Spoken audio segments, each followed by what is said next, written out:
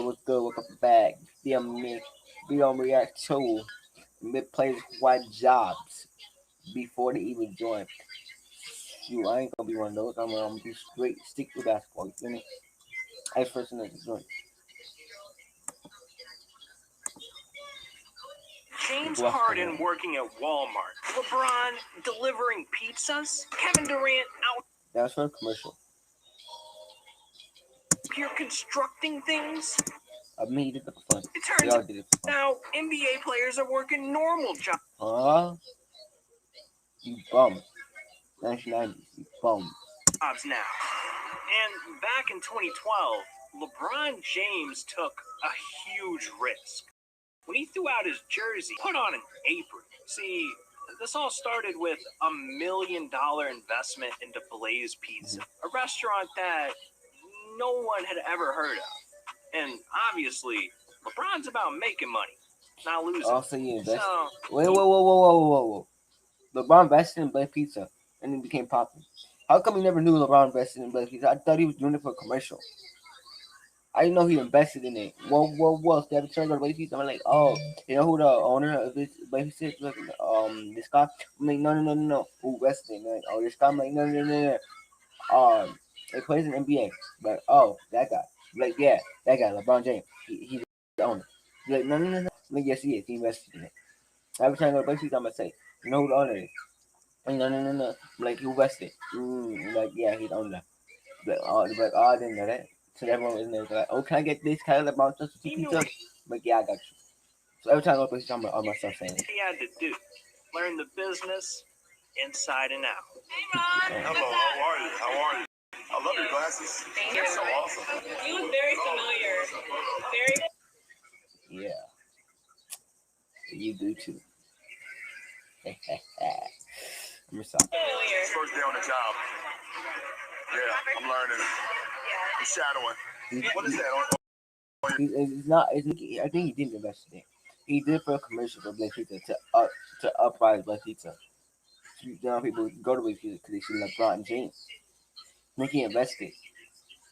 I think he has to invest in it in order to get on commercial. I don't know what NBA rules and commercial things are. But I just know he did it for a commercial.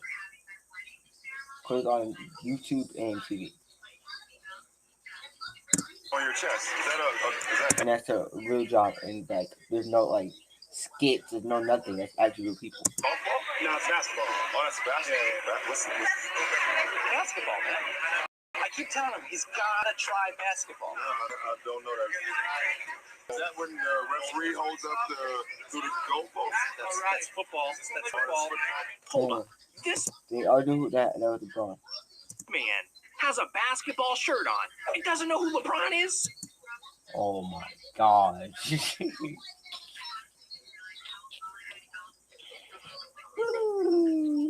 I mean, he's not wrong. LeBron did play football. I'm not speaking on that LeBron, but this LeBron, he played basketball. Get the hell out of here. Take that shirt off. You haven't earned the right to. I mean, he probably knows LeBron from football. He knows LeBron from basketball. I think he brought up football to get LeBron to break character. Because LeBron's going to break character. Like, nah, for basketball. Like, yeah, I knew you play basketball. I just want to break character. I want you to break character. See, the man. I like this man. He's slicky. I like him. He knows basketball. Because if you run basketball, you guys know basketball.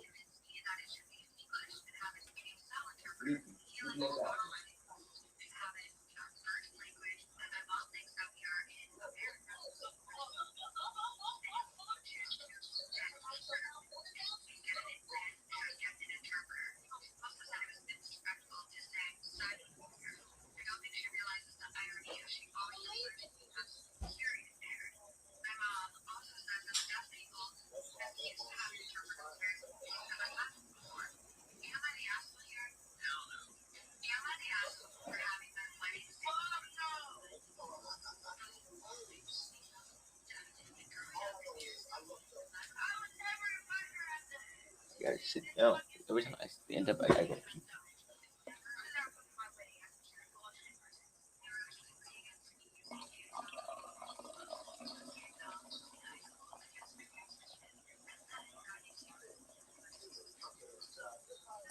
real quick. Y'all get the feeling when you turn the water and you look at the water and stuff where you wash your hands, don't you get the feeling like you gotta go pee even after you pee? Or like you get the feeling when you turn on water, it's like once you hear the water and you see the water, it's like you gotta go pee now. Like this pop Sprite looks like water, so now it makes me have to go pee. It's weird. And I'm not the only one that had the same issue. Like if I look at something and it looks like water, or if I look at something or pour something, or I just look at something, or I turn on the water or something, I gotta go pee. It's weird. I'm going to pee dance for a while. Like after I'm done drinking it and stuff like that, and I'm staying here, I don't gotta go pee. Yo, yabba yabba.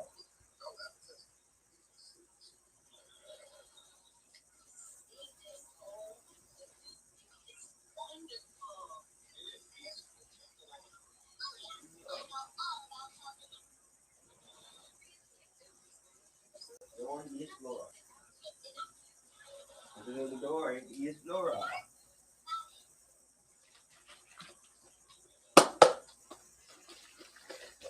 I shake it up to get the fuzz, but the fuzz is gonna make me have to go pee because I'm drinking it and all the thing that has tingling in it is gonna tingle down there. It's gonna you got to go pee. No homo, but like I'm taking shoes now. To wear that shirt. But how much money did LeBron really make from You already know all? that's LeBron. He thought it was someone else. Probably don't watch that. Like everyone knows people who don't watch that school, so like they know who LeBron is. But you know MJ. It's like how I knew MJ. You know, like that's why I didn't know who MJ was. I know he played for the Bulls, but I think I seen one of his games, but I didn't know who MJ was. But I didn't know who LeBron was at the time. And yeah, and I started seeing LeBron. I started to know who LeBron was. Yeah, I didn't know. I think I knew LeBron from Cleveland because I won the game in Cleveland. I think it was 2016. When they made it to the championship. I know Curry because I saw a championship game and I watched.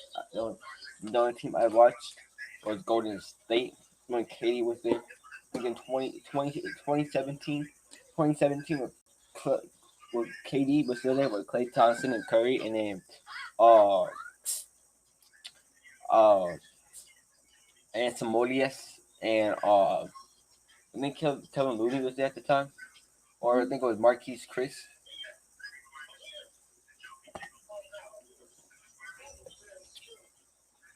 I don't think Kevin Looney was there at the time. He might have been a rookie at the time. And then Klay Thompson,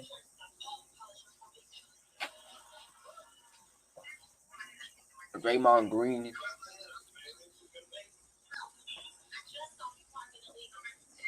He had some down players in 2017. That's the only team I knew, and I was making a Curry because I saw him shoot from Reed's lights out. I was making it Clay because they were Splash Brothers together. I knew there were Splash Brothers for everyone. I knew there were Splash Brothers before anyone could say there were Splash Brothers. Because I used to watch the game always. Like every time Golden State would show up, like I didn't know there's other NBA teams. So I thought every NBA team they play against. Cause I was little at the time, so I thought like every NBA team they play against was a team that we didn't know. And that's when I heard Chicago and I asked, "Oh, isn't Chicago? Are we live in Chicago?" They're like, "Yeah." I'm like, "Okay, bet." I'm like, "So watch Chicago game," and that's how I came big for Chicago. When I saw like 2017, I saw Derrick Rose, and I think Scottie Pippen, and then I think MJ.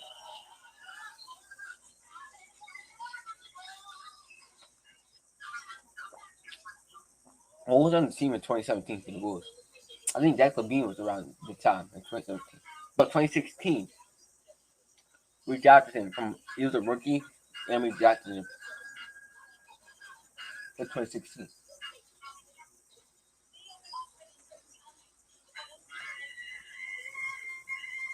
And also with that trade we landed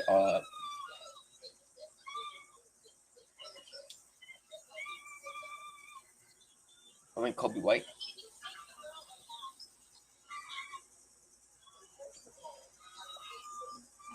What do we?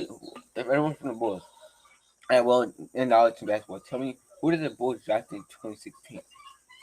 And like I know we got Zach LaVine from Minnesota in 2016 because he won dunk contest. You know he won dunk contest here again 2 times. He's a 2-time dunker, 2-time dunk contest contender. He couldn't make 3. All of this hard work. Well, just 5 years into Blaze's partnership with LeBron, Blaze Pizza became the fastest growing restaurant chain. Yeah, that's why I have more shots than LeBron James. He brought the atmosphere. Every time people shows up there, they go shopping. It's like people who are on the ground, they'll know. But when you start uprising, they beat the birds at their show. The pizza business are bomb. You feel me? From Chicago, you gotta get your pizza burgers. It's a bomb. You know, it could be expensive, but like it's expensive because it's good. Like remember yesterday when I was eating pizza?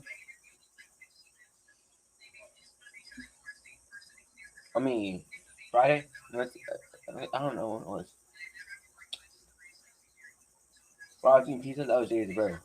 I had like 4 or 5 of them a day, nonstop. Cause that pizza was good. From Chicago or Everton, you gotta go to Dave's burger. It's a bomb. It's not a promotion deal. It's just pizza. It's a bomb, bro. You get them cutting like squares. You speaking my language. I get them every. I think I get them every Friday now. It's the bomb. The sauce, the cheese. You gotta get the pepperoni and the ham or turkey, and then you get the cheese. Special sauce in the bread. You cut them in squares. Speak my language. That pizza good, bro. I ate like. I ate like a lot. However, thanks to LeBron, Blaze went from 2 shops in 2020. I think David Burrows is above Blaze Pizza. Even though Blaze is good, but like David Burrows on top. You feel me? Like everyone goes to David Burrows. Like when I went to the last time, you were walking in and out. I'm telling you, it was half. In that small building, it was packed. They got so much new equipment and everything. They had delivery drivers, everything that people kept going in. I was like, David Burrows, they're working all night. You feel me? Oh, holy, that pizza good, especially at night.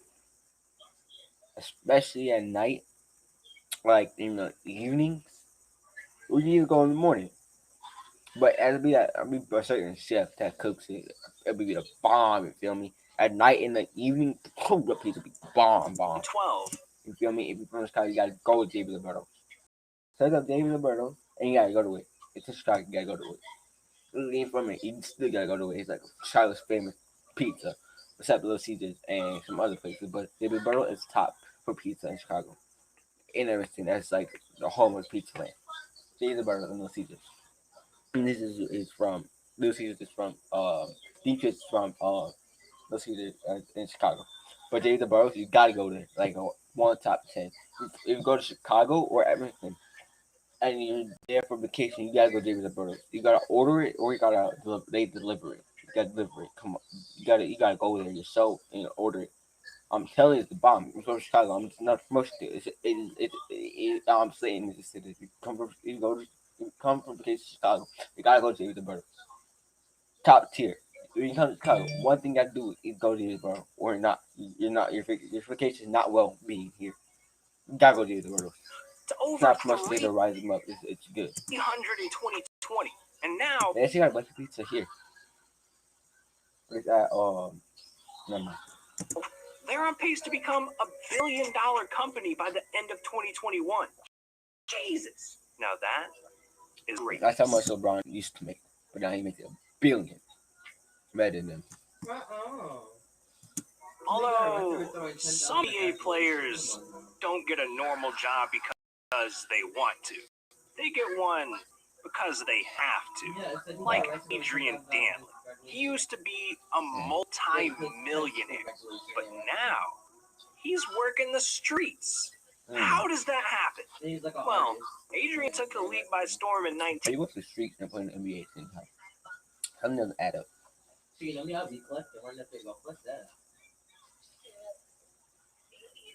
1976. He won Rookie of the Year, and by 1983, Who is he this? averaged over I know 30 Adrian Peterson, but I don't know who this is. It says Adrian. I thought it was Peterson, but it's different. Is that his son? points a game for 4 seasons straight. Adrian was so good that he pulled in over $3.5 million Well, how'd you have to work though? I don't know. over his 15-year career. And I mean, that kind of money back then would have been worth $16 million today. So this dude was How rich. would he work in the NBA today? He'll make $60 million, but now you make 3.4. NBA is talking my language. You feel me? My tongue. Well, ain't no NBA talking my language. You feel me? Rich. However, How some much is the stars NFL make? they have a hard Michael Beasley. time managing their NBA money. He was in the street. He was in the hospital. He was in jail. You feel me? The Bucks need to sign him immediately so he can get out the street and get to work. I mean, he was a trainer. And the last thing Adrian wanted was to burn through his millions. And be like Michael Beasley on the street. I'm in the hospital every week, every month, going to jail, going to counseling. So, after retirement, he needed to find something to do. Oh, how you gonna coach and you play?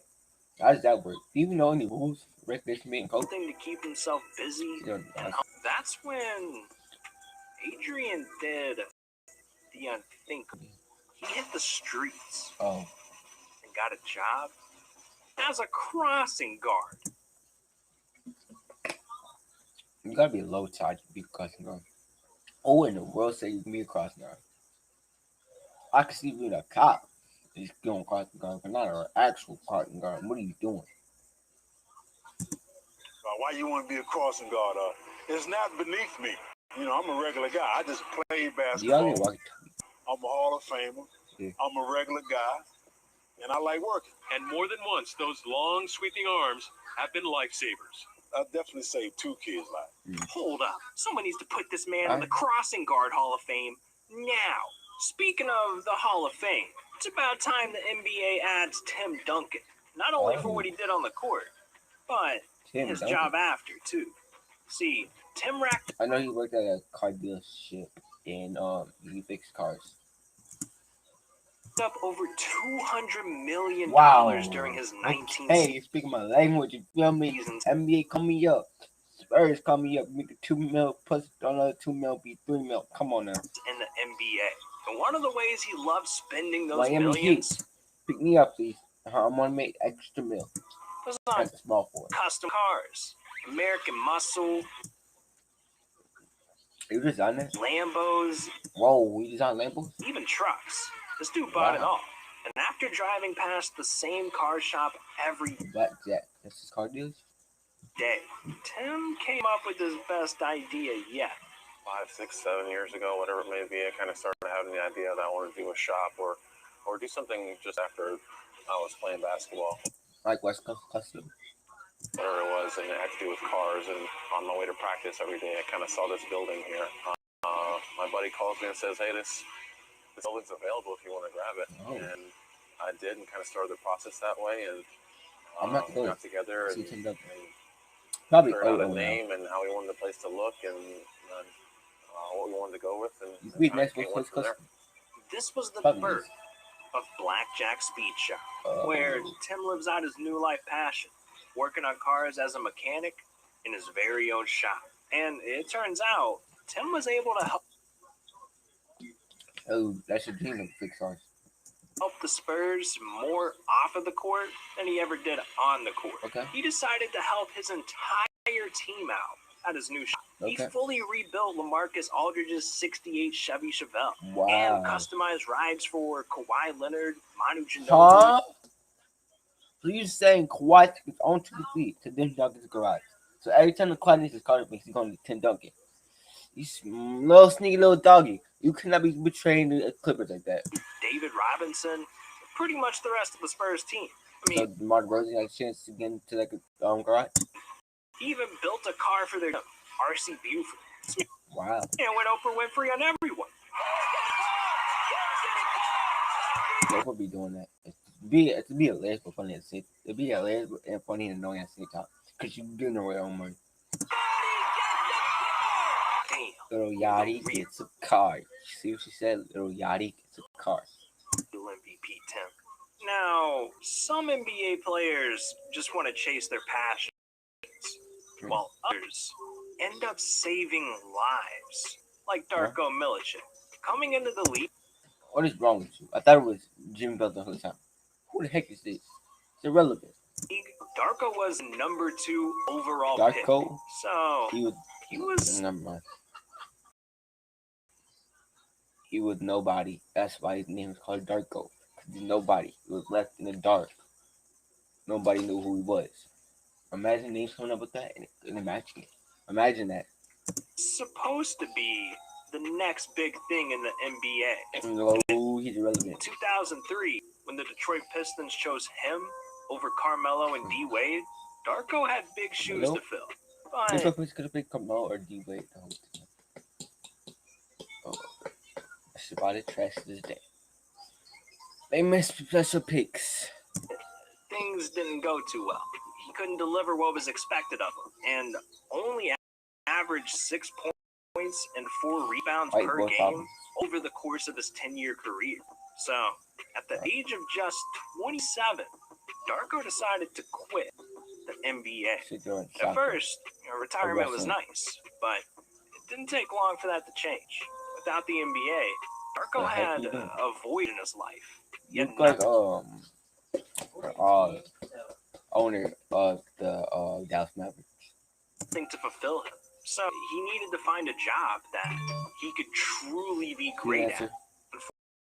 Unfortunately, was basketball.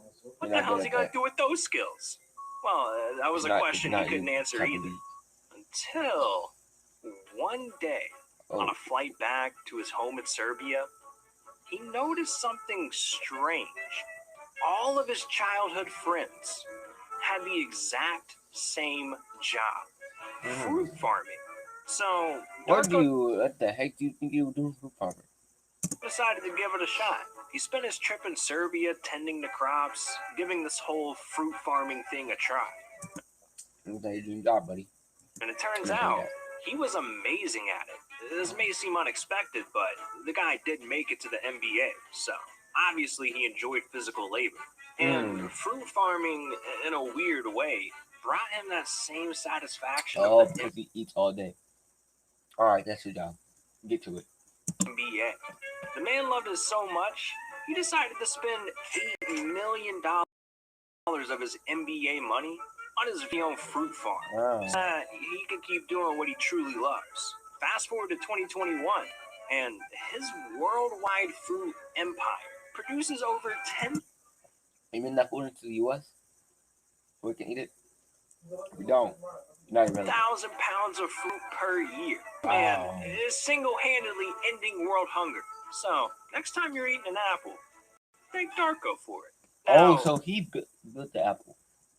He may not have lasted long in the NBA, but at least our man Darko found greatness as a fruit farmer. Karl Malone, on the other hand, he did find greatness as an NBA player.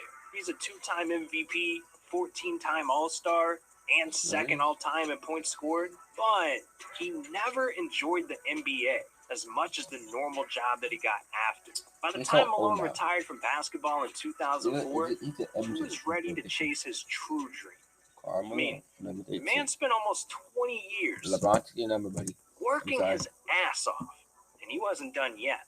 So he tried every job you could think of. The dude opened up Toyota dealerships, Jiffy Lube. Karl Malone? Hey, Toyota's not bad. Jiffy Lube. Car shops, Texaco Gas. So Jiffy Lube is Karl Malone. And then dealership is... Okay. If someone goes like Karl Malone there, then I ain't there. You just took away everything in Chicago. There used to be what's that thing right there? That gas station in front of Chicago. Remember that gas station that has a red and then it's right here and then like that. What's that place? Someone let me know. But gas yeah, he took it station, on his and labeled it Texas coat. a teriyaki grill So it's Chicago. It's Chicago. It's Chicago. The teriyaki girls in Chicago. restaurant, and Arby's, a I've seen them. couple of Arby's. Burger King's, cattle ranch. So he basically owned every restaurant and dealership. Just hunting towards real estate. Uh, This dude opened a lot of stuff. But the truth is, none of these jobs satisfied his biggest urge. It turned out that Carl, since he was a child, had been dreaming of dropping a like and subscriber to the channel. Scammer. Yeah, that's right. 2-time MVP for a reason. You want to be in the Hall of Fame? Then hit that subscribe button. What are you doing? But for real, as a kid, Carl had a dream job, and it wasn't the NBA. His dream has always been driving trucks. Oh. Big trucks, like Karl Malone-sized trucks. Yeah. So he opened a lumber trucking business, and in an interview with Tulsa World, he said, "This is what I wanted to do.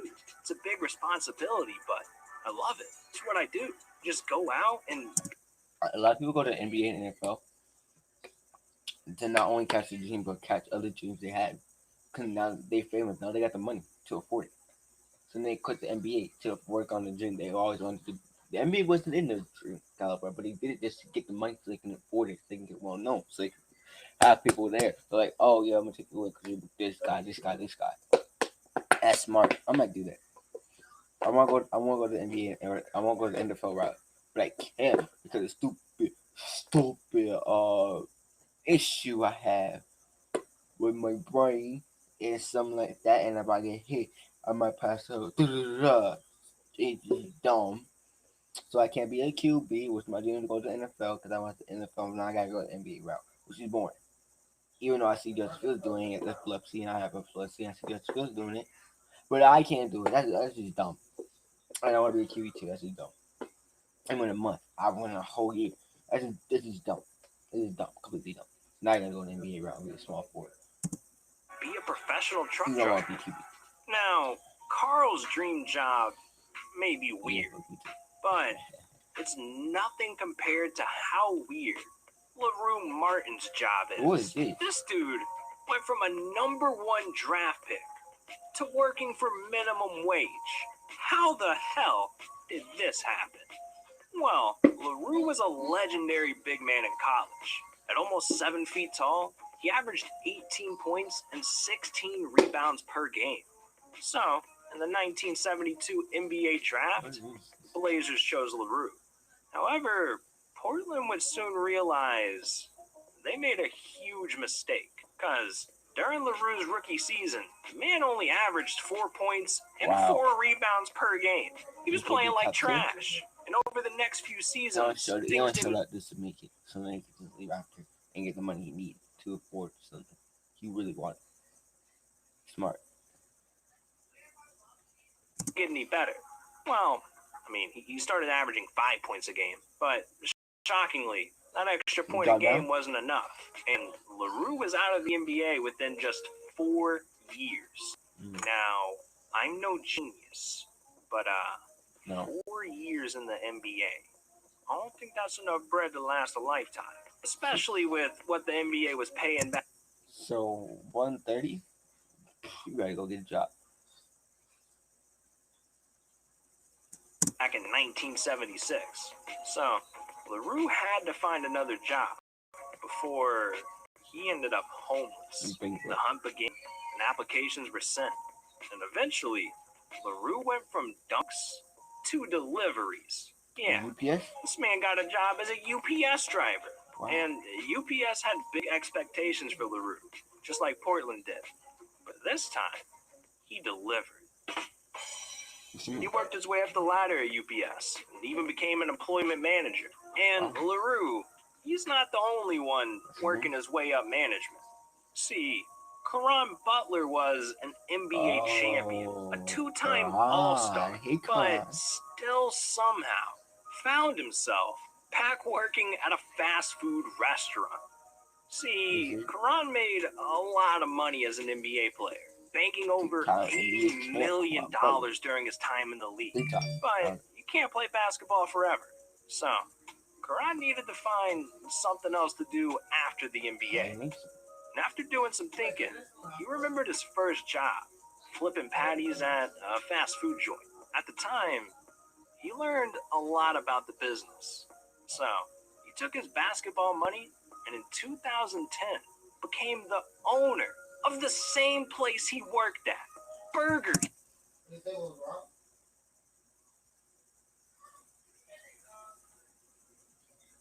But they say it was wrong.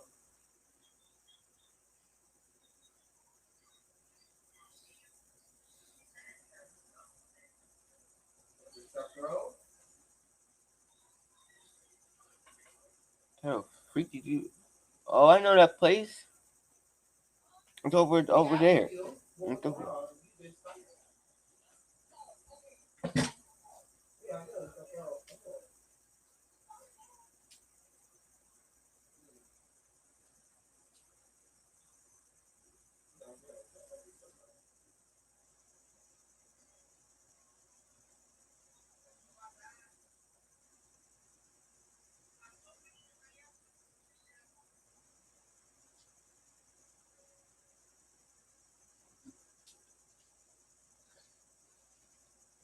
I know exactly where that place is. It's in, I think, it's in Evanston. Skokie, it's in Skokie. King. The man went on to buy 6 Burger Kings too. Wow. Y'all actually thought he had to go work at Burger King? Not every NBA player goes broke. He was making racks on and off the court. Now, some players aren't as lucky as Karan, like Vin Baker. He went from making $90 million in the NBA to going homeless and only making $11 an hour. Yeah. At one point, Baker was a 4-time All-Star and one of the best young players in the NBA. But when he got traded to Boston in 2002, all hell broke loose. The truth is, Baker had been living a secret double life. On one hand, he was averaging 20 points and 10 rebounds a game. But on the other hand, he couldn't even get out of bed without a bottle of Henny. Although he couldn't keep his addiction a secret for long, because during a physical, doctors found out Baker's liver was damaged due to alcoholism. And as soon as the Celtics heard, they suspended him. From there, things didn't get any better, because Baker couldn't kick his bad habits, and that forced the Celtics into letting him go. His demons just kept getting the best of him. And after a few short runs with other teams, by 2006, he was out of the NBA entirely. But, at least the man had millions of dollars, right? Well, Baker developed a new addiction, something much worse: gambling. Baker started going to the casino every night, and he lost millions of dollars weekly. It got so bad, Baker couldn't pay his mortgage anymore. And the bank came and took his house, forcing him to move in with... The bank came. I mean, Chase, whoever the bank was, came and told him, get out. We own it now. Get out. Get out, Baker. Stuck to me the keys. I was saying to your landlord, get out. We're out. Get out. Get out. The court said, you know what? Time is up. Time to get out. The landlord, everything, they called the bank. They're like, cancel his mortgage. They're like, all right, I'm talking to the court system. He said, cancel the mortgage. Bank came. Get out. That's a luxury as people who trying to afford. And you have addiction. Wow. And with his parents. And by 2011, all hope seemed to be lost. Baker felt like he had reason to live anymore. Until one day, he got a call from the one man who could help save his life: Howard Schultz, former owner of the Seattle Supersonics. See, the two had gotten pretty close back when Baker played for Seattle. It turned out that Howard was now the CEO of Starbucks, and he wanted to help Baker get his life back. So, Howard offered him a job, serving coffee at a local Starbucks. So he could drink coffee. Yeah, I like that.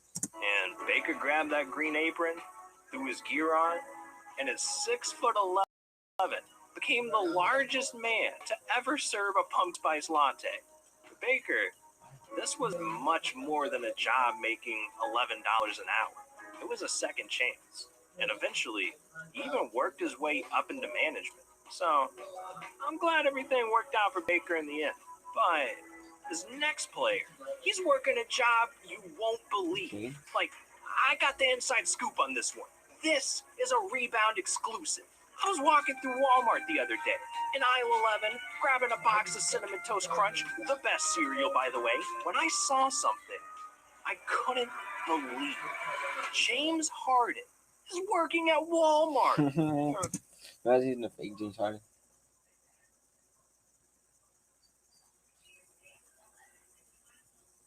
Tell my dogs, man. I work with James Harden at Walmart, bro. This inside gear, you feel me? Or is that actually James? You gotta do the two-step back one time. You know what I'm saying?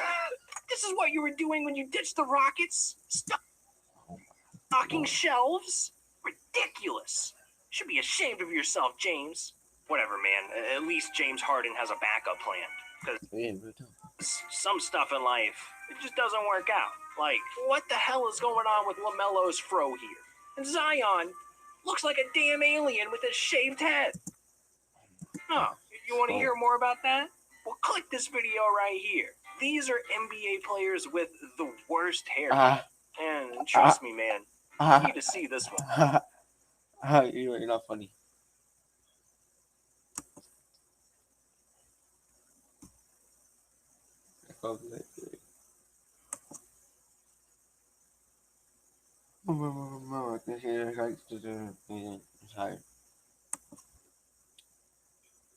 Rebound, you're not funny.